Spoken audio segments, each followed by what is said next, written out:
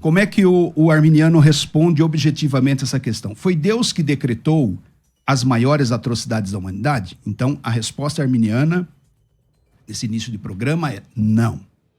Deus não decretou. Não há esse determinismo nas escrituras sagradas. Existem determinações. Há interferências, mas não determinismo. Determinismo é quando tudo está definido por Deus antes. Isso faz de Deus o pai do mal. Isso faz de Deus alguém que precisa do mal para que o seu projeto dê certo. Por que um Deus todo-poderoso precisaria do mal? Se ele é bom e propõe o bem. Você não leu Agostinho? Tá vendo? É para isso que está indo a igreja. Os liberais acabando com a Bíblia e os ultracalvinistas acabando com a fé.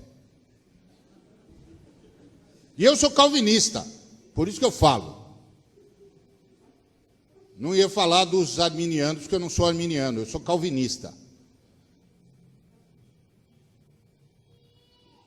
Mas determinismo não é um ensino da fé reformada.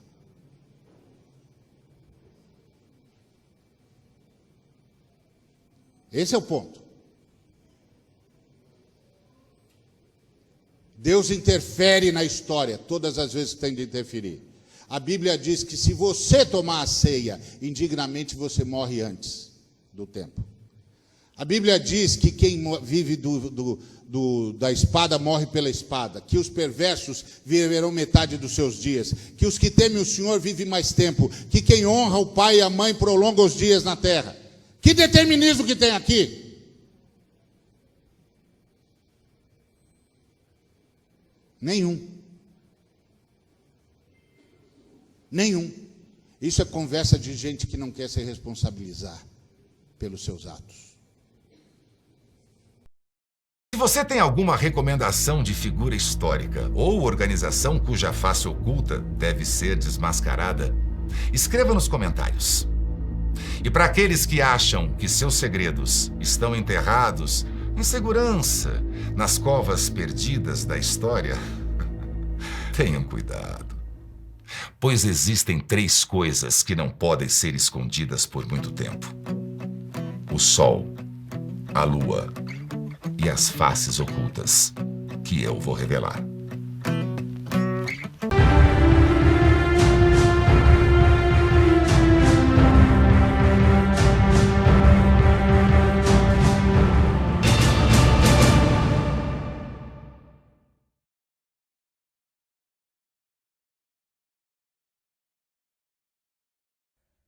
Saudações cristãs a todos os irmãos no Brasil e no mundo, sejam bem-vindos a este canal. Me chamo Marcos Lopes.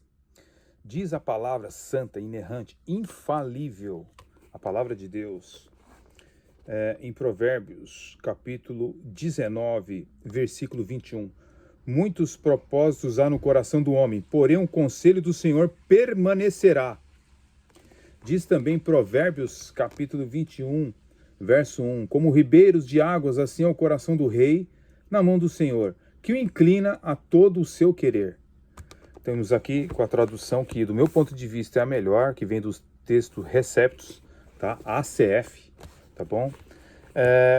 Diz aqui que o Senhor inclina para onde ele quiser o rei, tá? Ou seja, não só o rei, mas todo ser humano, né? Ele não atropela a liberdade do homem, diferente de livre-arbítrio, ok? Liberdade é uma coisa, livre-arbítrio é outra. Mas isso é um assunto para outro vídeo. O que nós estamos tratando aqui é a questão do decreto.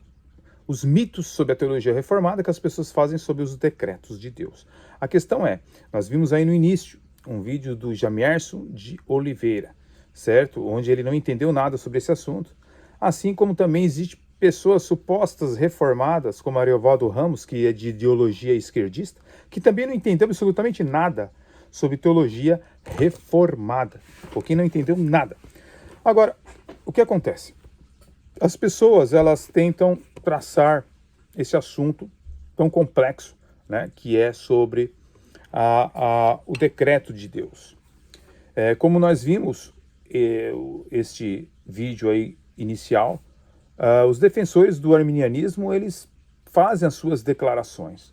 Mas quando nós recorremos a alguns documentos dos sinergistas atuais, como por exemplo Cristianismo Falsificado, de Roger Walson, nós vemos aqui na página 134. Em minha opinião e na de muitos outros cristãos, fazer Deus um autor do pecado e do mal é heresia. A maioria dos cristãos calvinistas reformados não se enquadra nisso. Eles têm o cuidado de manter distância entre Deus e o mal. Observe que mesmo Roger Walson, ele, honestamente, aqui ele diz que esse ensino de dizer que Deus é autor do pecado e do mal não é um ensino da maioria, né, dos supostos calvinistas, daqueles que são chamados de calvinistas. Eu prefiro chamar de cristão monergista. Mas Roger Walson diz que essa não é a posição da maioria daqueles que seguem o evangelho monergístico. E ele está correto. É uma minoria, né, um número pequeno de pessoas que têm entrado hoje para o meio reformado, né, para a teologia reformada, mas desconhecem toda a sua complexidade. Bem, um assunto que chama atenção tanto, né, de molinistas, arminianos, também calvinistas, né, provisionistas, seria a questão do decreto de Deus. No caso do arminiano, seus defensores realmente não entendem o que ensina o evangelho monergístico, a teologia reformada, né, sobre este assunto. Eu enumero pelo menos 3 motivos pelos quais eles não entendem essa questão. Bem, primeiro é que eles não estudam o tema com apreço e profundidade, ou seja, não gastam tempo para ler o que realmente ensinavam os pais teológicos reformados, tá? O que eles falavam sobre essa questão. O segundo ponto é que eles não percebem, os arminianos, que o próprio Jacó Arminius escrevia sobre decretos da mesma forma como os reformados, né? E ele difere bastante dos chamados arminianos dos dias de hoje, ok? Terceiro ponto é os que leem a teologia reformada sobre decretos principalmente, ou estão não lendo direito ou fazem na maldade mesmo, ou seja, criam seus espantalhos, né, que não representam realmente o que a teologia reformada e a teodiceia reformada ensina sobre essa questão. Então eu vejo isso de uma forma que alguns fazem na maldade mesmo, tá bom? Vamos dar um exemplo sobre o que um defensor do sinergismo diz sobre o decreto de Deus e como ele realmente não entende que Deus decreta todas as coisas. Mas ao mesmo tempo também não entende que os teólogos reformados raiz, aqueles que são raiz, ensinam sobre Deus não ser o autor do mal e do pecado, mas que a teologia reformada entende que Deus decreta, mas que os seus agentes secundários, no caso o ser humano, é que realiza os pecados que são frutos da sua natureza pecaminosa. Vamos dar mais uma olhadinha nas declarações de Jamierson de Oliveira. E se o mal já está apresentado nas Escrituras como sendo fruto do mau uso da liberdade, por que é que Deus se apropria do mal? Em que momento? A menos que a gente pecou porque Ele quis que a gente pecasse. Então, tipo assim, eu vou blasfemar contra Deus. Não, foi mais Deus que quer. Ué, essa conta fecha para você? Então essa conta não fecha, isso não está nas escrituras. Isso é um equívoco de quem confunde onisciência com soberania. E acham que Deus onisciente é onisciente porque ele é soberano. E não é assim. A construção está errada. O que significa isso? Significa que Deus, na cabeça do determinista, Deus, ele sabe tudo, mas ele só sabe tudo porque foi ele que determinou. Ele sabe tudo porque foi ele que determinou. Tipo assim, isso transforma Deus numa espécie de autor de um livro de romance. Imagina que o Fabiano, ele tá terminando, pastor, terminei aqui o último capítulo do meu livro, é um romance, tem 1000 páginas.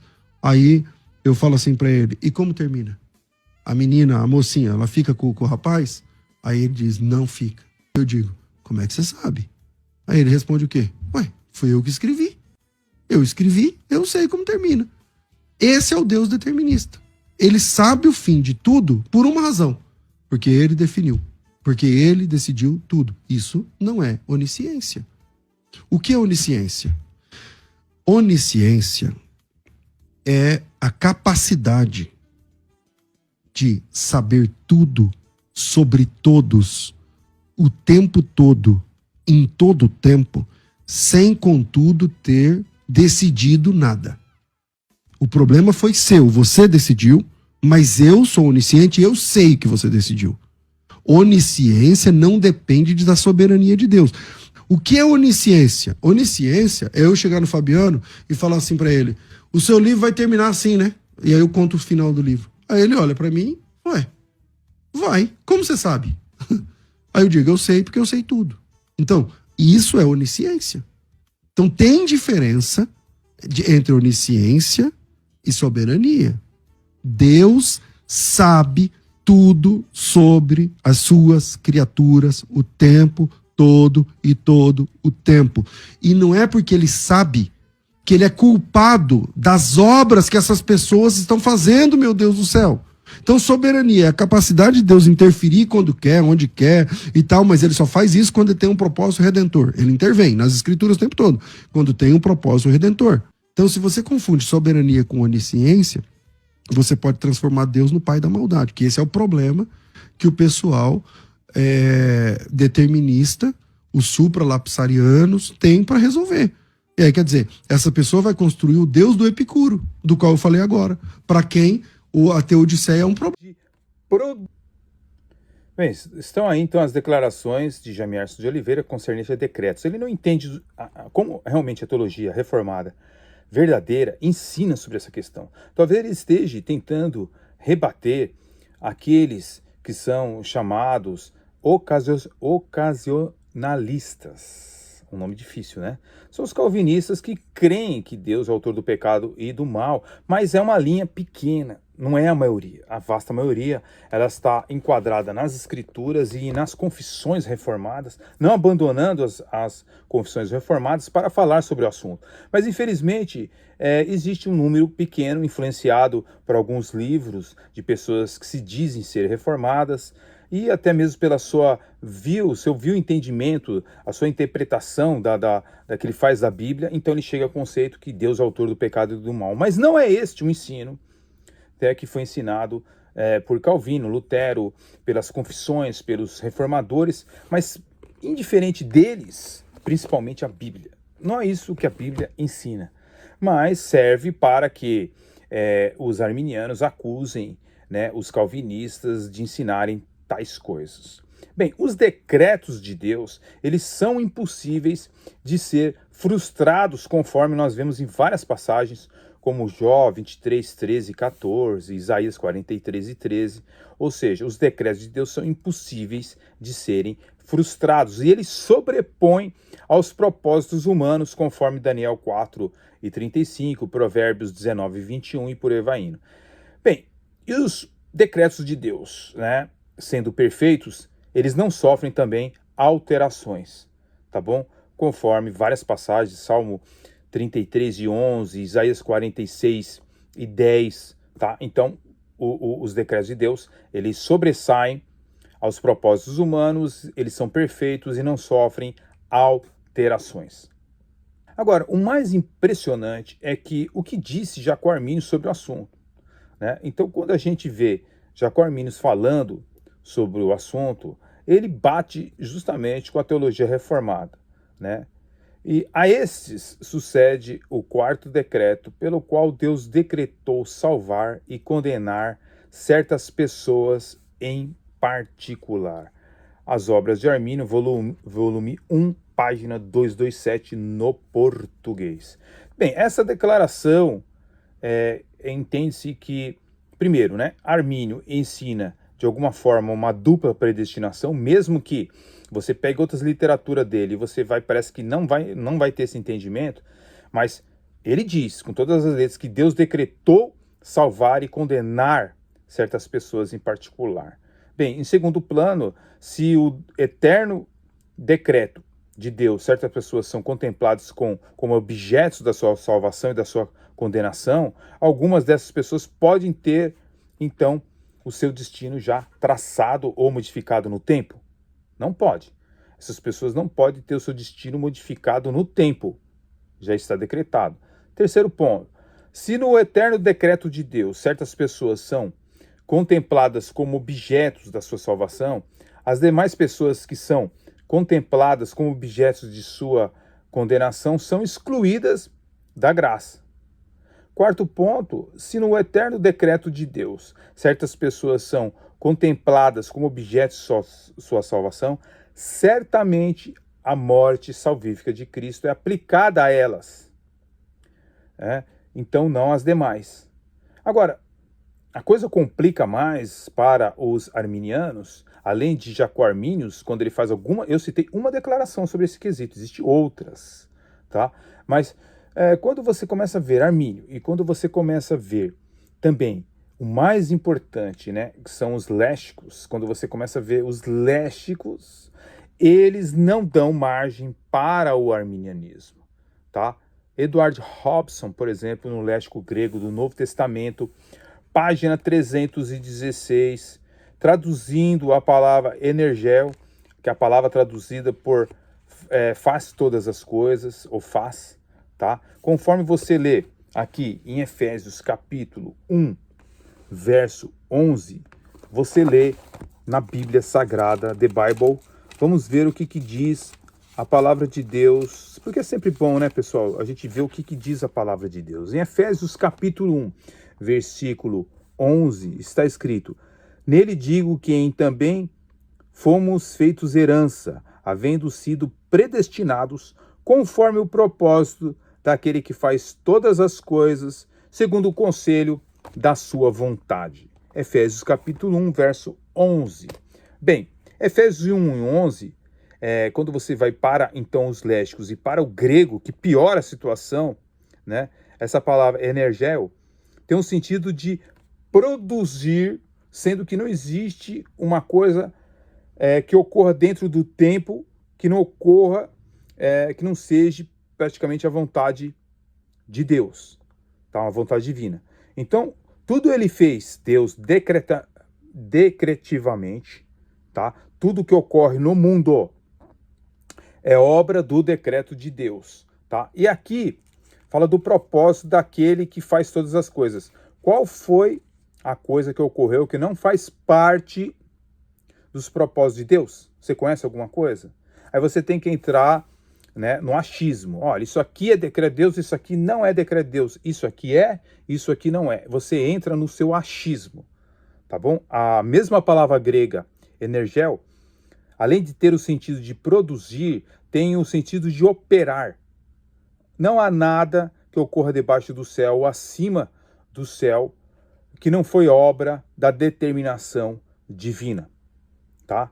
Aqui está dizendo que ele opera todas as coisas e realmente é um texto difícil para os arminianos explicarem, tá bom? Isso pessoal, é léxico, é grego, é língua original, tá bom?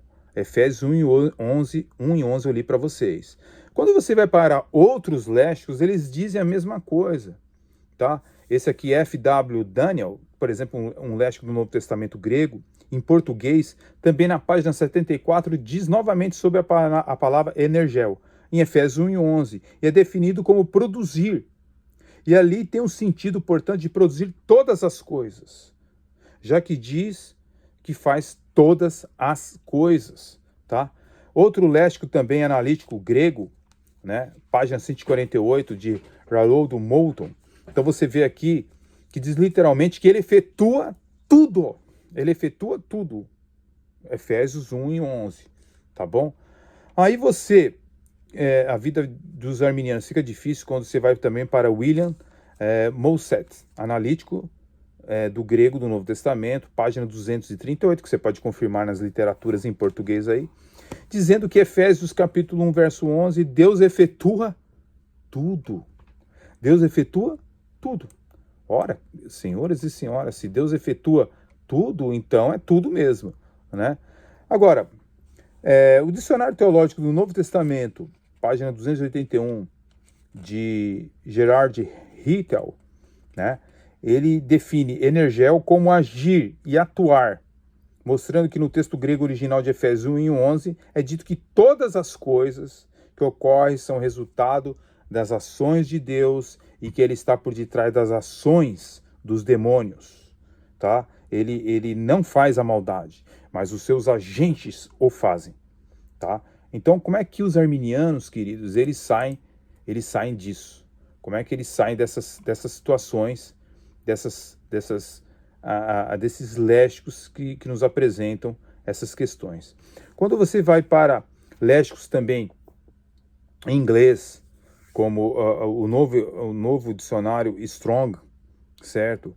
Você vê lá na página 1084, dizendo que energel, a palavra grega em Efésios 1:11, significa literalmente que Deus trabalha em todas as coisas.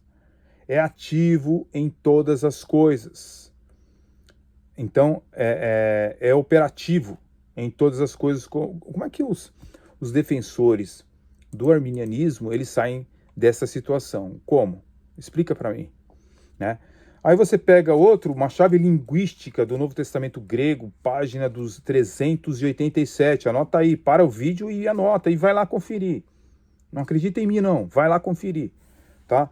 De Cleon Rogers, chave linguística do Novo Testamento, página 387, mostrando que energel, em Efésios 1:11, significa operar eficazmente, ser efetivo, cumprir, realizar, se referindo ao conselho como referência à ação.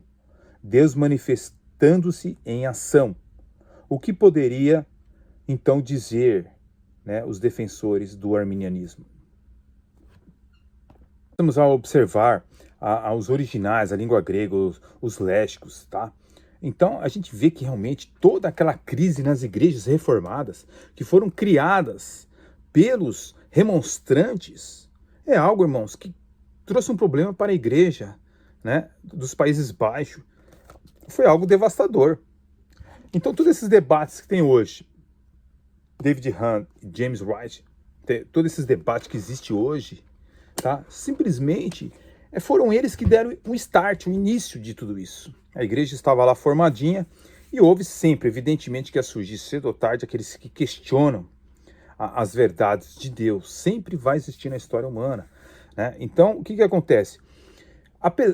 A grande questão é que, então, quando o senhor Martinez, o senhor Vailate, né, que muitos têm ele como o maior referencial do arminianismo, o Jamierson, né, o Roger Walsh e outros tentam incriminar a teologia reformada, raiz, aquela verdadeira, não aquilo que é espantalho, aquilo que creem, certo? Calvinistas distorcidos, que ensinam que Deus é autor do pecado e do mal, que não é a representação de um verdadeiro teólogo reformado. Procure qualquer confissão reformada, tente achar isso em qualquer... Eu desafio você que é arminiano, que é você defensor do arminianismo, procure qualquer confissão reformada que existe e que diga que Deus é autor do pecado e do mal. Será que todos eles estavam errados? E você, calvinista ou casuacionista, você é que está certo? Você é que realmente está com a verdade absoluta? Parabéns para você, então. Você está andando no trilho sozinho. Ah, mas Deus nunca esteve com a maioria. Deus sempre esteve com a minoria. Meu querido, não usa essa analogia para a gente falar de verdades eternas. Ok? Nós estamos falando de doutrina, verdades eternas. Então, esses calvinistas ocasionalistas, eles acreditam que eles que são detentores da verdade de Deus. Na verdade, eles são uma distorção da verdadeira teologia reformada. Existe nos Estados Unidos aqui, muitos livros estão sendo lançados mostrando essas aberrações, tá? Mostrando essas aberrações dessas pessoas que ensinam tais coisas. Mas muita coisa não chega, infelizmente, no Brasil, né? Agora, então, os problemas apresentados no capítulo 8 deste livro aqui, Cristianismo Falsificado, no capítulo 8, onde ele tenta acusar que o Deus dos calvinistas é um Deus monstro, né? Na verdade, a gente vai ver que realmente ele deve e deveria fazer distinção, embora que ele mostrou aí que não são a maioria, né? que defendem esse tipo de posição. Mas embora Roger Walson ele traça aí essa questão de que alguns fazem da teologia monergística, pintam um Deus monstro, né? A verdade é que ele não entende muito sobre o decreto de Deus, ele faz equívocos e tenta se sustentar em calvinistas que não são a maioria, tá? Eles não respondem satisfatoriamente neste quesito aí, ok? Bem, é bem verdade, né, que alguns teólogos monergistas confundem termos, conceitos, talvez dificultando a explicação sobre este assunto dos decretos nas Escrituras. A questão, queridos, é da causa e efeito, assim como contingência volitiva, né? Eles ajudam esses termos a explicar de uma maneira mais clara esse quesito. Mas sempre tem que fazer a distinção entre a causa primária e a causa secundária. Existe de fato aqueles monergistas influenciados por pessoas como Vicente Chong, que na verdade nem existe. Você não acha esse camarada em lugar nenhum, nem na China. Você entendeu? Provavelmente alguém que usa o nome, inventou esse nome, né? E essas pessoas acabaram abandonando as confissões reformadas, abraçaram a ideia de que Deus é autor do pecado e do mal, certo? Eles são chamados, como eu já disse, os calvinistas ocasionalistas, né? E que, de uma maneira equivocada, algumas pessoas os chamam de hipercalvinistas, mas não pode se chamar de hipercalvinistas. Esses calvinistas, que são a minoria, que são os ocasionalistas, me perdoem. Por quê? Porque são termos diferenciados para outras questões, tá bom? Bem, eu não sigo essa linha desses monergistas ocasionalistas, até porque nem pela Bíblia, nem com qualquer confissão reformada dá a entender que Deus é o causador primário do pecado, tá? Eu não consigo ver isso. E começamos a entender as diferenças das causas e contingências, a livre, etc. e tal, aí começa a se dissipar toda essa questão dos decretos de uma maneira distorcida.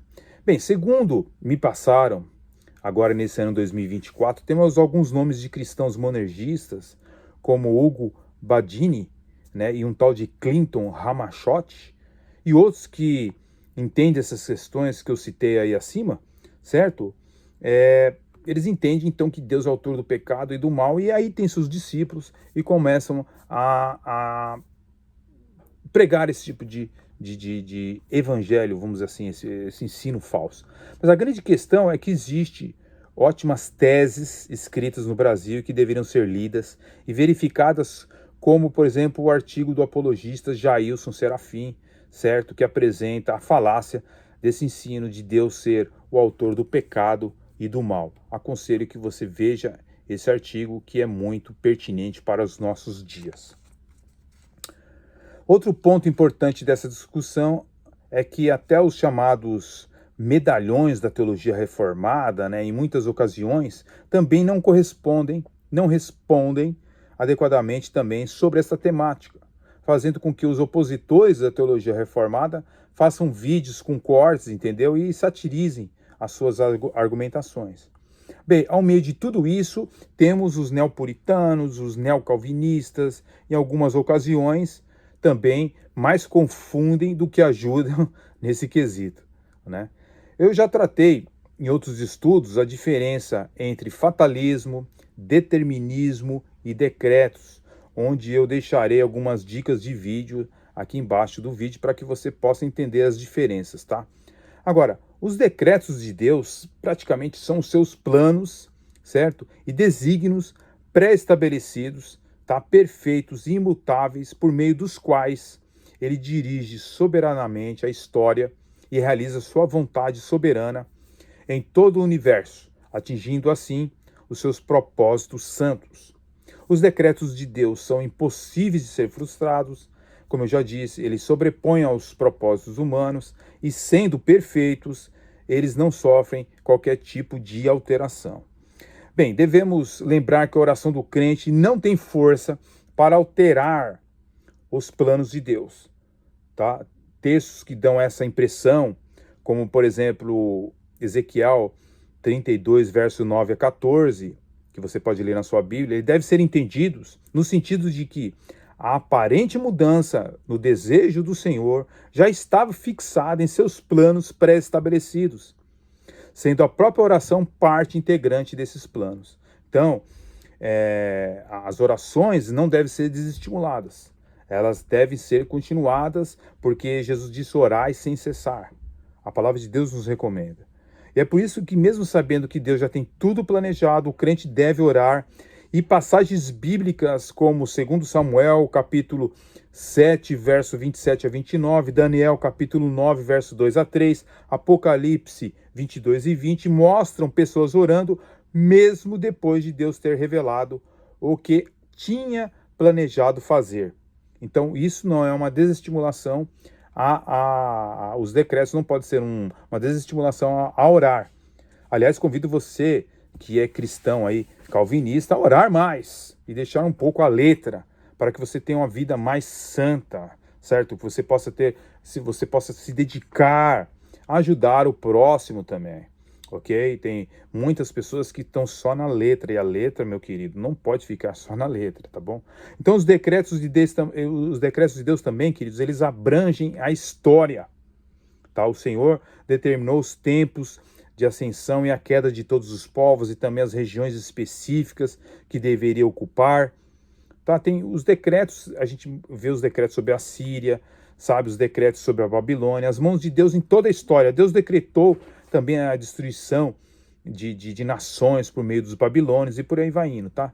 Então, a doutrina dos decretos de Deus faz surgir intrigantes questões, algumas delas impossíveis de ser respondidas de maneira satisfatória do ponto de vista humano, talvez, porque o ser humano, ele gosta de saber tudo, né? Eu acho que ele queria saber tudo de Deus, contanto que as páginas da Bíblia, ela não vai representar o Deus que criou o universo, tá? Então você tem que entender essas coisas, tá? Agora, o que está aqui para nós é para nós, tá bom? Não estou usando aqui Deuteronômio 29 não, tá bom? Para querer justificar qualquer coisa.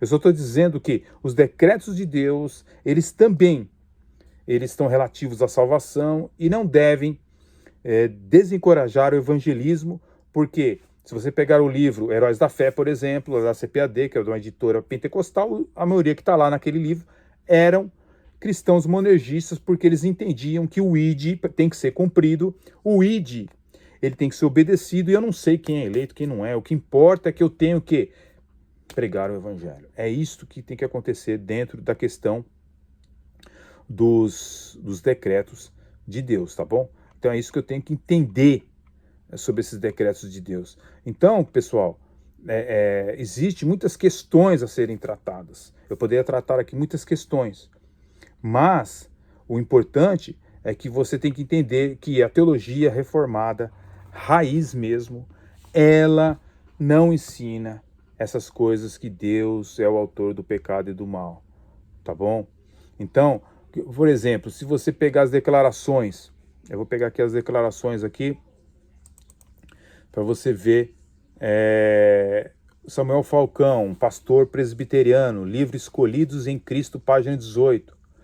Pode-se dizer que a Escritura não realça um sistema determinista dos decretos de Deus a ponto de negar a liberdade humana. Sem dúvida, há muitas declarações aparentemente deterministas na Escritura, mas há também muitas declarações bíblicas. Para o teólogo que deseja defender a tese de que o homem, pelo menos nas decisões importantes da vida, é capaz de fazer uma escolha genuína.